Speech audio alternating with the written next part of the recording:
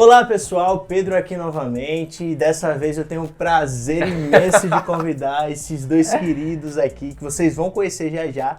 Hoje a gente vai falar sobre um tema muito importante que inclusive vocês sugeriram lá no Instagram, que é a questão da dor. A gente vai falar sobre dor crônica, sobre aspectos neurológicos da dor, aspectos psicológicos, como é que é o trabalho de dois profissionais que atuam diretamente com o público que sofre com dores crônicas.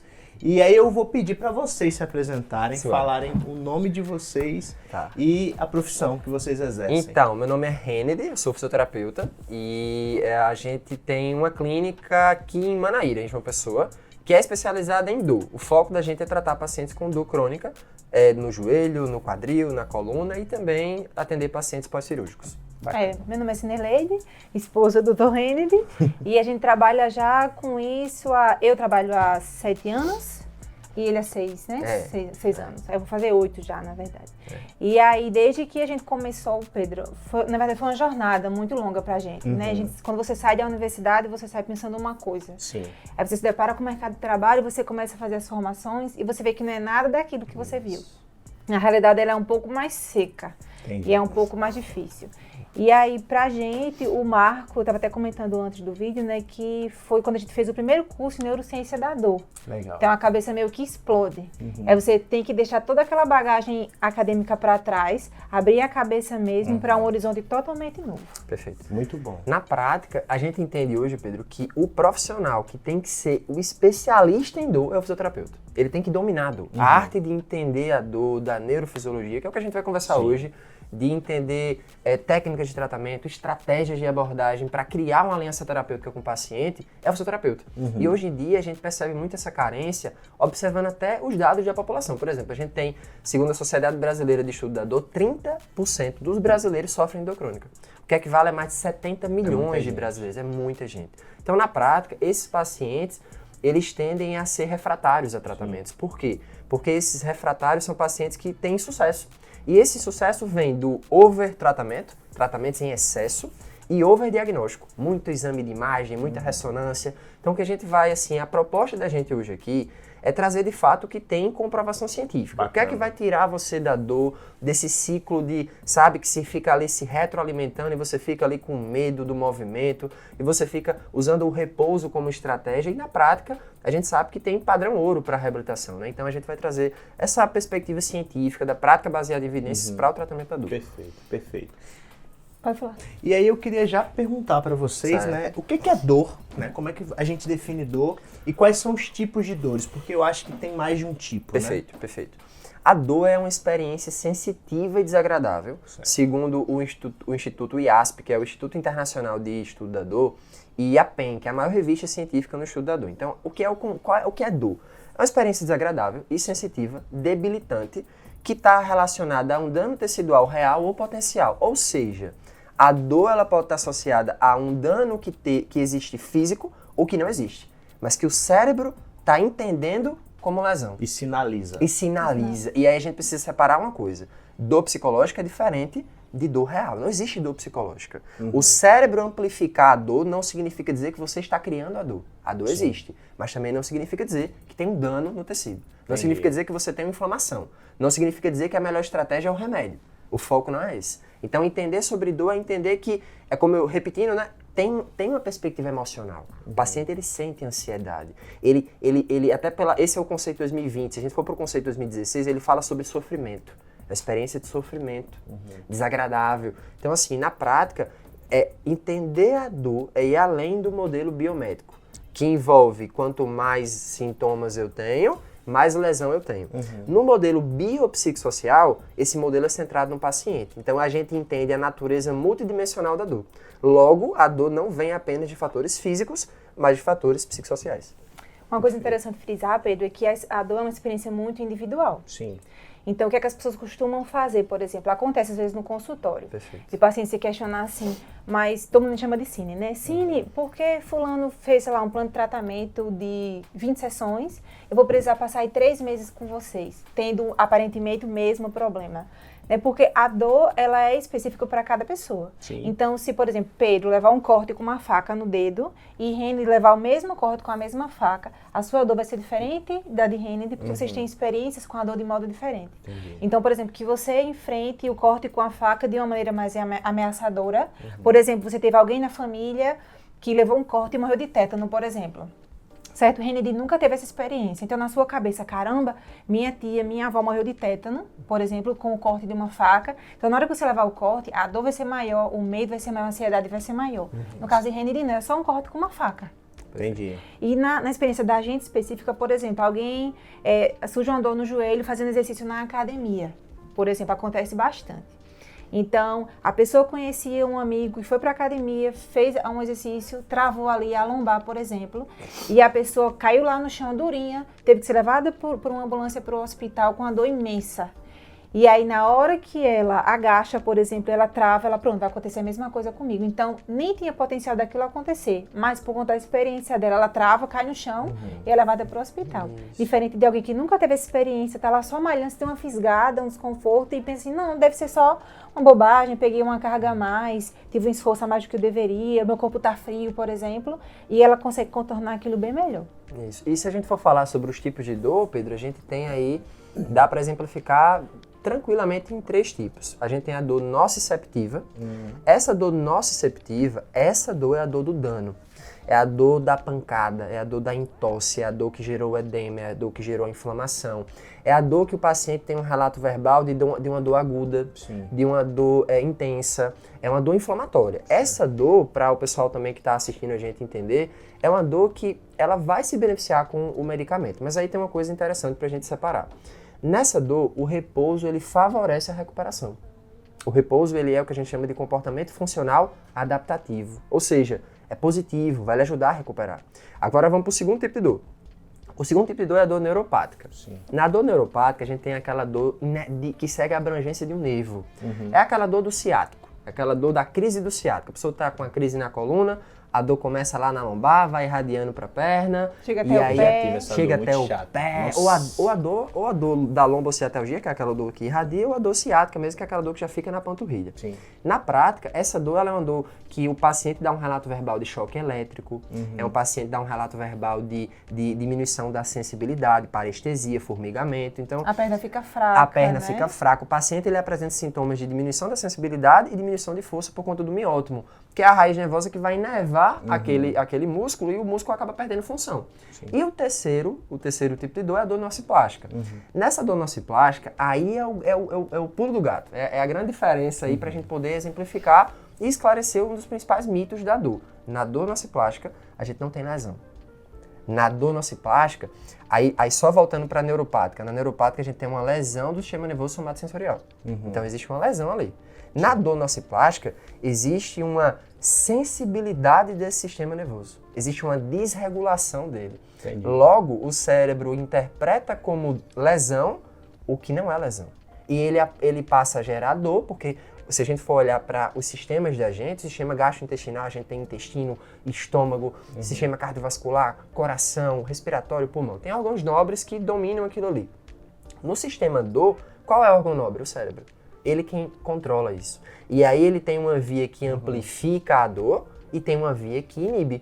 Só que essa via que amplifica ou que inibe, ela é influenciada pelo sistema límbico, pela região ali das amígdalas cerebrais também. Então envolve controle crenças, emoções, ansiedade. Na prática, essa dor nociplástica, diferentemente da nociceptiva, que é a primeira, aqui o comportamento funcional mal adaptativo é o repouso. Certo. Aqui favorece a recuperação, o repouso, na primeira dor. Na terceira dor, o repouso não favorece a recuperação. Pelo contrário, ele gera a cronificação do paciente. Inclusive, a gente estava até dando um spoiler no começo, né, antes de gravar, que para mim o caso que mais chamou a atenção foi quando a gente fez o curso de neurociência, que prova que quem manda na dor não é o corpo, é o cérebro. Então ele que determina se você vai ter dor ou você não vai ter. Por exemplo, em algumas culturas, os meninos, para passarem a ser homens, eles são sujos com mel, acho que é mel. Sim. E aí tem umas espécies de formiga, tipo assim, altamente irritadinha, eu diria assim, e eles colocam a formiga dos meninos e é muita dor, mas é um ritual para se tornar homem, por exemplo. E aí eles sentem prazer naquela dor, porque ritual estão passando pesado, de uma né? fase para outra, não é? Então, culturalmente, lá, esse tipo de dor gera prazer neles. Sim. Mas se você entende aquilo como uma ameaça, você está no meio do mato e você é picado por uma saúva, por exemplo, que é uma formiga que gera bastante dor. Eu sou de sítio, eu sei bem disso. Então, dói pra caramba. Porque culturalmente, aquilo pra mim é lesão, tá machucado. Eu tava contando a Pedro no início aqui que pra mim chamou muita atenção, que foi uma história que a gente ouviu de um professor, né? Um construtor, ele tava na obra, e ele ia descendo os degraus. E aí tem aquele prego grande, né, de construção. Sim. E ele pisou bem em cima do prego, o prego atravessou o pé, tipo assim, cravou mesmo, e aí o cara ficou louco de dor, e aí foi levado para o hospital e faz medicação e nada, até o médico chega, corta a bota dele, e aí quando verifica o prego tinha passado entre o primeiro e o segundo dedo, então nenhum arranhão sequer. Aí você pensa assim, então o cara inventou a dor, né, a dor psicológica. Sim. Não, a dor real. Ele sentiu aquilo Ele sentiu a dor real. Ele sentiu a dor de uma pessoa que teve o pé perfurado por um prego de construção. A mesma dor, igual. Não teve a mesma lesão, mas teve a mesma dor.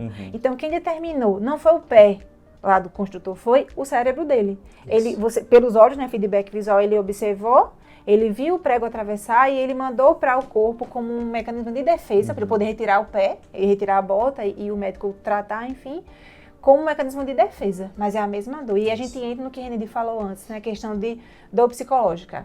Eu acho o termo dor psicológica um atentado à pessoa que sente dor. É desumano hoje. Já se usou muito e toda vez que o paciente chega e fala assim, Cine, acontece muito, Pedro, do paciente chegar assim triste, já chateado com a família e falar assim, eu tenho dor há 5 anos, há 10 anos e todo mundo pensa que é frescura. E pensa que é uma dor psicológica que eu estou inventando. Não, você não tem nada inchado aí, não tem nada. E a pessoa sente dor de verdade. Então, a dor ela é sempre real. Não importa a origem, se é emocional, se é física, se é de uma tensão muscular, mas ela é sempre real. Isso, perfeito. Esse episódio que Cine relatou aconteceu na Inglaterra. Então, assim, em paralelo a esse, que a gente tem uma outra história, é de um cara que estava em obras, e ele estava usando uma espécie de furadeira, uma pistolinha, e ele foi se dar conta depois, chegou para fazer um exame ali aleatório, que ele tinha parafusado o próprio crânio. Não, então me corrija ao vivo aí. O cara trabalhava na obra e ele começou a ter umas dores de cabeça leves. Foi dor de cabeça, uma dor de cabeça que não passava, mas uma dor de cabeça levinha e constante ali. Aí ele foi no médico, aí não tem nada que explicasse, vamos fazer uma ressonância, vamos fazer... E aí quando verificou tinha um prego de obra também, porque a gente viu 2 exemplos de obra, que cravava da testa até quase o centro do cérebro dele. Isso. Cravou. E que ele não sentiu nenhuma dor quando houve essa perfuração. Ele só sentiu o cara da dor de cabeça. O que ele relatou é que tinha uma pequena feridinha, como se fosse um arranhãozinho. Sim. Tipo, como o prego veio com muita força da pistola, ela estava com problema, o prego atravessou direto a pele. Isso. Então nem ficou do lado de fora nem nada, foi direto. Só que como não afetou nenhuma estrutura nobre, né? Tipo assim, foi um milagre. Ele não sentiu nada a mais. Foi só depois de um tempo já, essa lesão tinha sido há muito tempo. Aí começaram as dores de cabeça, porque o corpo começou a estranhar o prego ali. Foi mais a reação ao corpo estranho. Mas assim, quando descobri, ficou todo mundo assim, chocado, porque ele não viu o prego entrar. Exatamente. E teve uma coisa que vocês falaram que eu fiquei pensando, meu Deus, como é importante você ter conhecimento de neurociência, né? Porque quando você não entende alguns aspectos do sistema nervoso, alguns aspectos neurocientíficos, você coloca todas essas dores no mesmo patamar e vai tratar o paciente da mesma maneira, como se não houvesse essas questões muito específicas e individuais de cada um.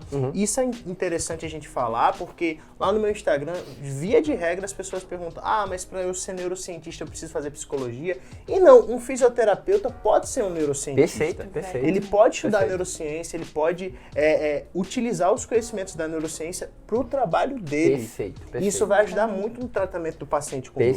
Perfeito. Esse exemplo aí, Pedro, a gente vai para o braço da educação, né? Que a gente fala aí não só para pacientes, mas para profissionais também. E a gente entende que a dor crônica, a abordagem dela precisa ser muito profissional. Isso, eu diria que sempre ela tem que ser muito profissional. E quase sempre quem faz parte desse processo junto com a gente é o psicólogo. E às vezes entra o nutricionista, às vezes entra o educador físico. Mas voltando para esse ponto, é o seguinte. Hoje, o grande diferencial no tratamento da dor crônica é conciliar exercício. Então você que está pensando que vai ficar numa maca, que é choquinho, que é ultrassom, que é laser, esse não é um tratamento para dor crônica. Então se você está fazendo esse tratamento, o profissional ele não está preparado para lhe atender ou ele está lhe enganando. É fato, isso acontece, existem muitos pacientes que estão sendo submetidos a tratamentos que não funcionam.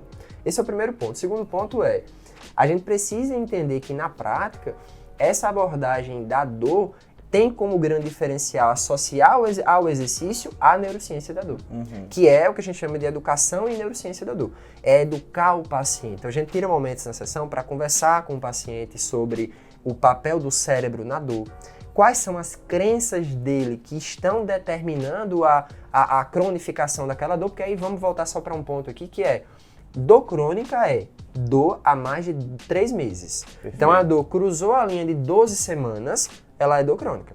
Obviamente ali ninguém fica, vamos perguntar ao pessoal, você que está assistindo a gente, você fica com garganta inflamada por 3 meses? Você não fica. Logo, não existe mais uma inflamação no seu corpo. O seu corpo fisiologicamente ele dá conta de cicatrizar aquele processo. Sim. E aí a pergunta é, por que você ainda toma remédio para dor? Por que você ainda, seja com uma prescrição ou até na automedicação, por que você ainda faz isso se essa não é a estratégia que vai resolver? Vamos pegar dados. 130 pessoas morrem nos Estados Unidos por dia por uso de opioide. 440 mil pessoas no ano. 130 por dia, 440 mil por ano, chamado de overmedicalização, o excesso de medicamentos para dor. As pessoas não tratam bem. Então a gente não está falando de uma realidade apenas do Brasil. A gente está falando de uma realidade que é também do mundo como um todo. Os Estados Unidos não é diferente. E tem um agravante aí, né? A gente começa do caso mais simples, Pedro, por exemplo, a gente sempre cita, né? O paciente ele começa a tomar medicação, e aí ele fica sem dor por 8 horas, 6 horas, 4 horas. Aí ele toma uma nova dose. E aí o sistema nervoso dele vai sendo condicionado a estar sempre, tipo assim, bloqueador na presença da droga. Então aí é o caso mais simples. Perfeito. Só que o que a gente não fala, por exemplo, que aconteceu inclusive com um paciente de Kennedy do ano passado, é que ele tomava tanta medicação que ele chegou a fazer um transplante renal. Né? Então, assim, vai do caso, a gente tipo assim, evita a automedicação, você vai ficar dependente. Esse aqui é o caso mais básico, por incrível que pareça.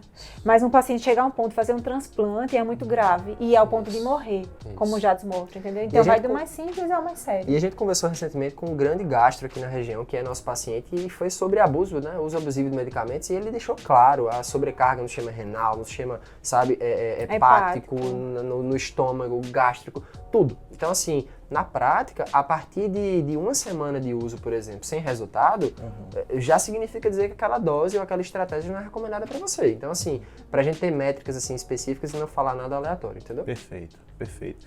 E no caso daquelas pessoas que não sentem dor, porque existe esse paciente também, né? Que ele tem uma lesão, às vezes, e não sente dor. O que acontece em termos de neurociência da dor nesse paciente? Vai muito do quanto que o paciente percebe aquele estímulo como ameaça. Entendi. Então, assim, a gente tem um cérebro como a gente tem uma neuromatriz, então o cérebro ele tá no centro, de fato, o sistema nervoso central está ali. Existem inputs, estímulos de entrada, e estímulos de saída, output. Na prática, todo o tratamento que envolve técnicas passivas, que eu vou só colocar a mão no paciente, eu vou fazer ali uma técnica que o paciente não vai trabalhar, quem vai trabalhar sou eu. Essas técnicas têm um prazo de validade, elas são tempo dependente, elas não tratam o paciente como deveriam. São paliativos. São paliativos. O que é que trata de verdade o paciente? É o exercício, é o movimento. É expor o paciente gradualmente ao movimento. Hoje, a demanda da gente na clínica é de, digamos, 90% dos pacientes são pacientes com dor. Mais de 90% dos pacientes são pacientes com dor. Pouquíssimos são os pacientes que procuram para prevenção. E então, a grande maioria é dor crônica. E a grande maioria é dor que cruzou a barreira de 12 semanas, que é a dor crônica. Aí, nesse caso, a gente percebe muitas crenças. A gente, por exemplo, fala do medo de evitação, que o Cine vai falar sobre ele, que aí eu não posso pegar a parte dela, mas assim, na prática, tô me coçando para falar aqui, mas vamos pular. Na prática, a gente precisa entender que entender a dor por exemplo, entender o papel do fisioterapeuta na dor, né? Sim. A gente até pegando um tópico que seria mais para frente. É simplesmente entender o seguinte, que a nossa função é neutralizar o nocebo, O nocebo é aquela má informação que o paciente recebeu a respeito do problema dele. Sim. Ele assistiu Drauzio Varela no Fantástico, que falou que a hérnia era um problema. Ele foi no Dr. Google e disse que era um tumor, era um câncer. Ele escutou de um médico que tá osso no osso, joelho, né? Que o problema dele é a hérnia e que na verdade não é. Se a gente for pegar até, por exemplo, dados de coluna, não precisa nem ir para muito longe. 90% das dores de coluna lombar são inespecíficas. Logo, o que é inespecífica? Não tem nenhuma relação com o que o exame de imagem mostrou. Ela é clínica. Então quer dizer que esse nocebo que você falou, ele acaba amplificando a dor do paciente. Perfeito. Porque gera para ele uma informação falsa a respeito do problema que ele tem. Por exemplo, perfeito. Você está sentindo dor porque o seu joelho está osso no osso. Você não pode mais agachar, você não pode fazer mais nenhuma atividade de impacto. Logo, essa pessoa vai ficar totalmente o quê? Privada de movimento. E o corpo da gente foi criado para se mexer. Então, a principal função do papel do fisioterapeuta na questão do tratamento da dor é neutralizar o nocebo. O segundo ponto é não gerar nocebo. Eu não só posso neutralizar, mas como eu tenho que não gerar. Gerar mais confiança para o paciente. Isso, né? porque se eu falo uma coisa, eu neutralizo o nocebo do que fizeram, mas eu, com a minha própria crença errada, gero um nocebo, eu tô quebrando isso. Então esses são os dois principais papéis, eu falo os dois depois. Inclusive pra gente hoje, Pedro, o maior desafio inicial, quando chega um paciente novo, é a gente conseguir quebrar esses nocebos. Por quê? Imagine que o paciente já vem aí de 5, 10 médicos, acontece. Pelo menos 3 eles passam, então o paciente chega pra gente, normalmente é aquele paciente que já tentou de muita coisa. Já tentou a fisioterapia convencional do plano, porque foi a primeira opção, ele já paga o plano e ele acha que tem que entrar naquela mesmo. Já passou por uns 2, 3 médicos, já passou por acupuntura, já passou por quiropraxia pura, que era só os transdentalos que a gente conhece.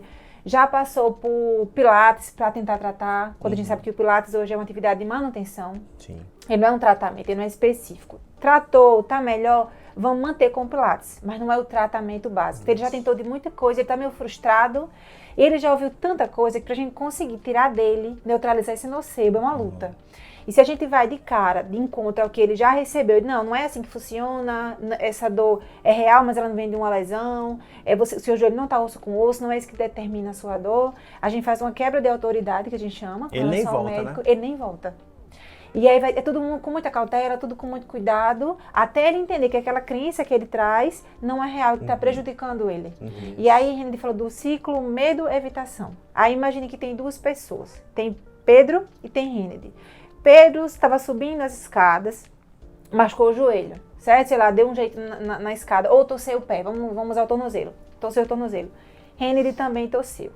Porém, Pedro, na hora que torceu, como ele já tinha tido uma lesão prévia, às vezes o Pedro é atleta e precisa do tornozelo dele para jogar. E aí gerou medo, certo? A primeira coisa foi medo.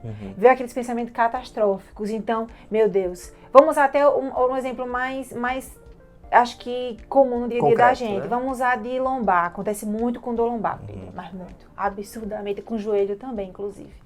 O paciente se machuca, ele morre de medo, aí vem aquela coisa assim, será que eu vou ficar bem? Alguma coisa grave está acontecendo aqui, essa dor é muito intensa, tem uma lesão séria acontecendo. Por conta desse medo, ele vai evitar o movimento. Evitou o movimento, ele vai começar a entrar em desuso. Então, digamos que Pedro ia para a academia 3 vezes por semana. Aí, com medo, Pedro para a academia. Entrou em desuso. O desuso traz fraqueza, certo? Fraqueza no geral. Muscular, traz fraqueza óssea no geral. Descondicionamento, traz tudo. Descondicionou. Aí chega o último grau, que é a depressão. Pronto. E aí que entra a terapia. Aí é aí que eu vou entrar.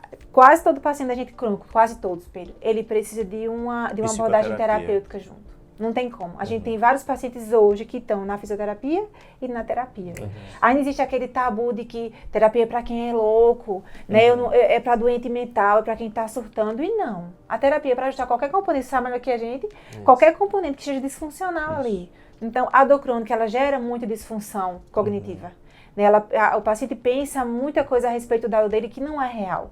Então, o paciente está aí com dor há 10 anos, porque na época foi diagnosticado com hérnia de disco, porque o médico falou que tinha 2, 3 hérnias lombares, e ele se fixou naquilo, e eu não vou ficar bem, e essa dor é para sempre, e a minha idade é normal, ter dor mesmo, e eu tenho que aprender a conviver com a dor. E a gente recorre à terapia realmente como parceiro ali, sabe, para andar junto mesmo, e a gente tem tido excelentes resultados. Então, aquela porção que a gente não consegue do paciente, normalmente é aquela parte que ele precisa da terapia. Mais cognitiva, né? E quando é que a gente percebe isso? Porque aí até fazendo um paralelo e complementando, o outro paciente que não foi para aquele ciclo que Cine falou do descondicionamento, fraqueza, desuso, incapacidade e depressão, ele teve em comum, os dois tiveram, que elas, o Pedro e Hennedy, lesão e experiência de dor. Mas eles percorreram caminhos completamente diferentes, porque aqui, no princípio, quem foi o do descondicionamento? Foi eu ou foi Pedro? Pedro é o que teve medo, bichinho. Então tá. Então Hennedy, no caso, qual foi a diferença? Eu não tive medo. E aí eu confrontei o problema, e você sabe que isso vale também para terapia, para aspectos psicológicos, o enfrentamento positivo, e eu tive a recuperação plena. Física e também emocional, porque a emoção estava presente nesse processo de dor crônica. E aí o grande ponto tudo começou para que Pedro percorresse outro caminho com o nocebo. Com o nocebo. E aí, só pegando também o gancho que o Cine falou, essa questão de a gente gerar uma crença aumentada no paciente, né, amplificada negativa, é o backfire effect que a gente chama, é o tiro pela culatra.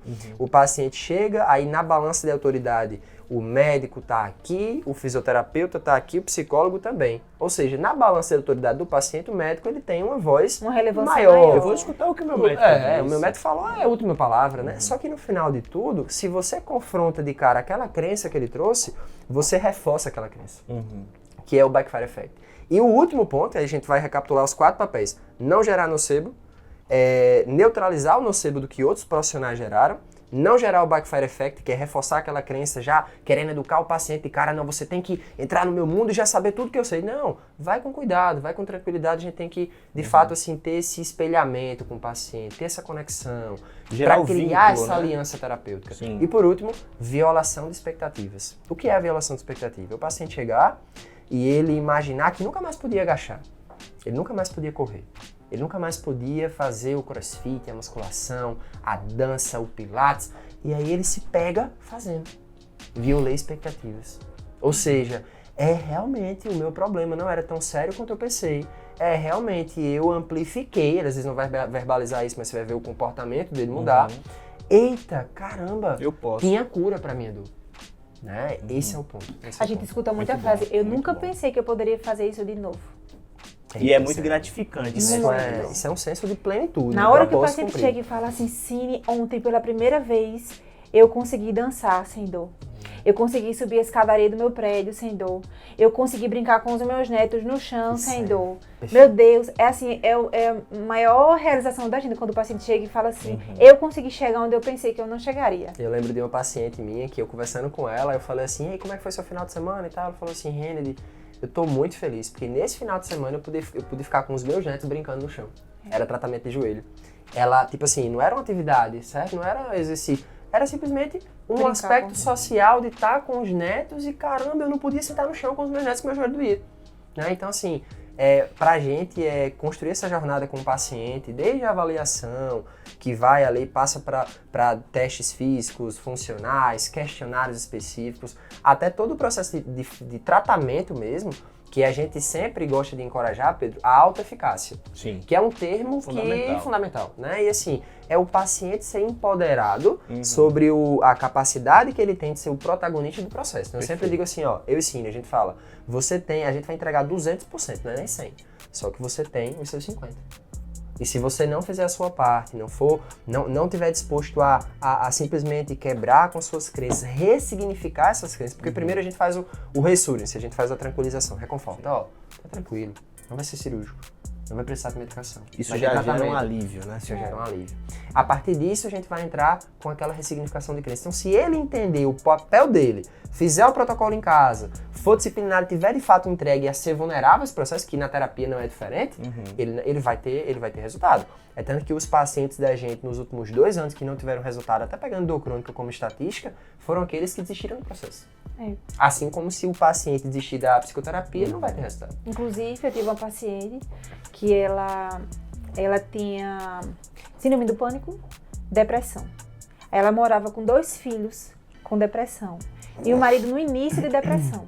Ela tinha muita dor no joelho, Pedro, muita. E eu sabia que eu não conseguia dar conta daquilo sozinha. E eu conversei com ela várias vezes, orientei com relação à terapia, se você precisa. A medicação que ela tomava tinha sido receitada pelo psiquiatra 10 anos atrás. E ela não tinha nem voltado para fazer manutenção, não tinha mudado medicação nem nada. E aí eu falei com ela, olha, a gente precisa de uma equipe multiprofissional aqui. Eu não dou conta disso aqui. Então, seu problema não é só físico. Seu joelho ele dói, não é por conta só de uma fraqueza muscular. Não é só por conta de uma inatividade. Mas é por conta de todo um aspecto que está envolvido aí, especialmente emocional. Então, hoje sua realidade é muito difícil. Eu sei que você não está enfrentando uma barra, né, enorme. Então, a gente precisa de um up. A gente precisa de alguém que dê um suporte maior. Então, vamos procurar terapia. Ela estava acima do peso. Vamos procurar nutricionista. E aí, ela não quis. Conversei várias vezes. É como o René falou. Ela ficou bem? Não ficou. E essa foi uma das duas que não ficaram 100% porque desistiram. Uma foi dela e uma foi minha, pelo menos deu empate. E aí eu disse a ela assim, então, ela até falou assim pra mim, Cíntia, não tô conseguindo. E ela realmente desistiu, ela não foi mais. E assim, esse é o que a gente chama de paciente refratário, Pedro. Ele não responde à fisioterapia. E ele não responde não é por conta da fisioterapia, é por conta também daquelas coisas que ele deveria enfrentar, mas ele não quer. Na prática, como é que a gente separa o desfecho de quando é o momento de encaminhar para um terapeuta ou não? Sim, porque perfeito. nem todo paciente vai precisar, mas Muito vamos ser claros nessa visão muito profissional. O desfecho do fisioterapeuta é dor e função. Então, quando o paciente está ansioso, ele não vai para a gente. A gente não está fazendo trabalho psicológico, a gente está fazendo educação e é bom entender isso, porque hoje, Pedro, o que eu percebo de grande desafio é os profissionais entenderem o conceito de equipe multidisciplinar sem entrar na área do outro. Perfeito. Eu não vou operar, eu não estudei para operar. Eu preciso entender o papel dele, mas deixar que ele faça. Exatamente, eu vou delegar e a pessoa para cuidar do aspecto psicológico vai ser o psicólogo, né? Eu não vou me meter nisso. Assim como um dia desse a gente teve uma reunião com um médico de dor e ele falou assim, Kennedy, o profissional que vai reabilitar é o fisioterapeuta. Quem estudou para movimento foi ele. Assim como eu não vou fazer uma cirurgia. Eu não estudei para fazer cirurgia. Então, quando é que a gente consegue fazer essa separação? Quando a gente percebe que, além do desfecho dor e função, existem problemas de relacionamento que esse paciente tem no contexto de vida dele, que é, como o Cine falou, com o marido, ou com o filho, ou com ele mesmo, ou no trabalho, né? Ou consigo mesmo. Então, quando a gente percebe esses fatores, uma ansiedade muito exagerada, que o paciente ele tem coisas ali que a gente não vai entrar na neurociência da dor porque não é o foco, e coisas mal resolvidas do ponto de vista emocional, como teve casos, por exemplo, de pacientes nossos que a gente encaminhou para você, porque a gente viu total clareza nessa necessidade. Eu vi, caramba, esse campo aqui não é o meu campo. Esse é o campo que o psicólogo vai... Não dou conta disso aqui. Eu acho que pode ter uma depressão, mas eu não sei diagnosticar isso aqui. Quem sabe é o profissional psicólogo. Sim. E aí a gente entra com a grande diferenciação de trabalho de abordagem da terapia cognitivo-comportamental, que é o psicólogo que faz, para o que Peter Sullivan, um fisioterapeuta britânico, criou o método da terapia cognitivo-funcional, que é o CFT. Aí nessa terapia cognitivo-funcional eu tenho essa abordagem da neurociência da dor, que, por exemplo, a gente tem um vídeo bem marcante sobre isso, que Peter Sullivan faz uma abordagem pré e pós-intervenção, e ele coloca uma mulher para pensar, para respirar, e a mulher fecha os olhos, ela respira, aí ele fala assim, lembre daquela situação que você estava passando pela lombada, você estava dirigindo o carro, e lembre daquele momento. Aí ela, sentada na cadeira, respira, e aí ela respira e lembra daquele momento. Aí quando ela respira, ela faz, opa, senti. Caraca! Ela sente dor na hora. O cérebro não distingue o que é real do que é imaginário. Se você pensar, você pode sentir a dor na experiência. Quantas vezes não se arrepia? Porque eu, por exemplo, eu fico imaginando alguém cortando um isopor. Eu começo a me arrepiar todo. Ninguém tá cortando, mas eu me arrepiei. Pareceu que tava cortando. A unha na parede, ela faz de propósito, às vezes lá em casa, pra uma tortura, entendeu? Pelo amor de Deus! Eu não tenho essas coisas. Ela não tem. Aí o que acontece? Na prática, essa é a diferença. A gente entender essa diferença vai fazer, assim, a separação do momento que o fisioterapeuta entra para o momento que o psicólogo entra. Muito bom. Entender a limitação da gente hoje, Pedro, é o divisor de águas. É entender até que ponto eu posso ir e até que ponto meu paciente precisa de um terapeuta. Isso é respeitar o paciente, porque o modelo do tratamento biopsicossocial é centrado no paciente. Crenças, valores, necessidades, expectativas. Por exemplo, a gente vai para a PBE. que é a prática baseada em evidência. A gente tem o melhor artigo disponível, então a gente vai pegar o melhor estudo, é um tripé. Então, o melhor estudo disponível para aquele paciente. Beleza. A expertise do profissional. O profissional é preparado cientificamente em dor, em joelho, em quadril para resolver o seu problema? É o segundo ponto. E o terceiro ponto é crenças, valores, expectativas. Por que eu estou falando isso? Porque, por exemplo, para tratamento da coluna, a gente tem, por exemplo, o dry needling, que para coluna é bom, para joelho não é. Mas se o meu paciente tiver medo de agulha, eu não vou usar agulha nenhuma. Então, crenças, valores, expectativas têm que ser respeitados. Muito bom. É isso. Gente, eu vou falar mais o quê? Depois dessa aula absurda que eu recebi aqui, eu vou falar mais nada. Gente, eu só queria agradecer mais uma vez vocês terem aceitado o convite de virem pra cá. A gente vai deixar os contatos de vocês também para que quem mora aqui na Grande João Pessoa possa procurar vocês para fazer o tratamento lá na clínica.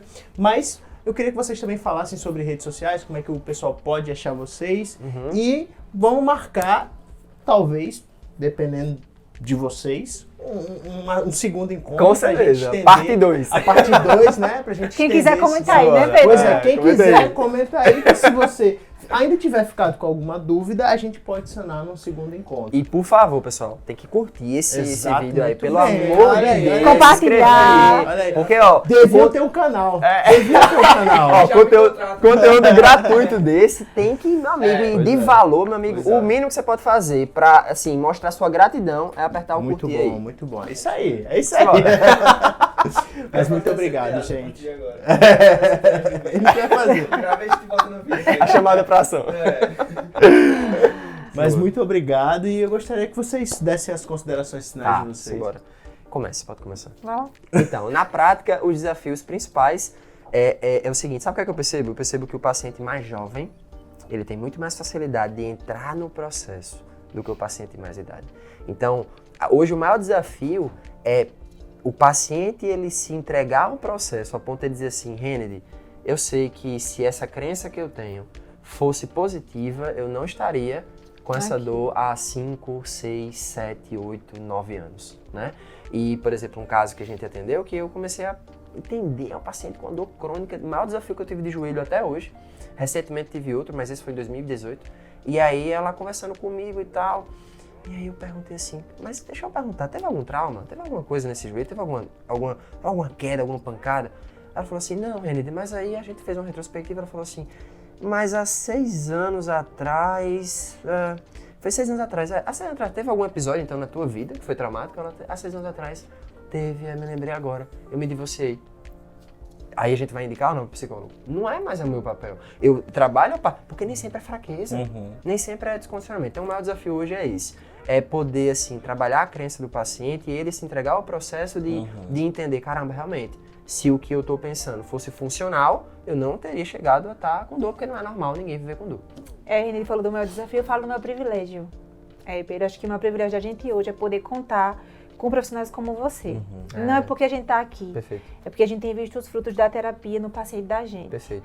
Então, aquele tabu que existia, que você que está assistindo comece a quebrar, porque terapia é necessário para qualquer pessoa. Isso. Se você tem dor, a terapia vai lhe ajudar. A gente mais do que recomenda, a gente tem visto os frutos reais, vivos, tipo ali na nossa frente.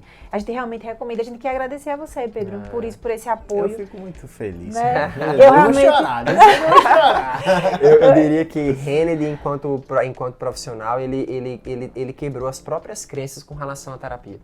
Porque eu pensei que terapia... Eu tinha o meu próprio preconceito. Então, assim, você que está assistindo, hoje, em tempos atuais, não dá pra gente ter mais essas barreiras com relação a... Meu Deus, o Brasil é o primeiro país mais ansioso do mundo. Isso. E o segundo maior em depressão. Isso. Então, dificilmente você, ou a maior parte de vocês que estão assistindo, não precisam, por algum momento na vida, por alguma fase, passar por terapia. Então a gente quer, como o Cine falou, lhe agradecer, de fato assim, honrar o tanto que você tem gerado de valor nesse canal.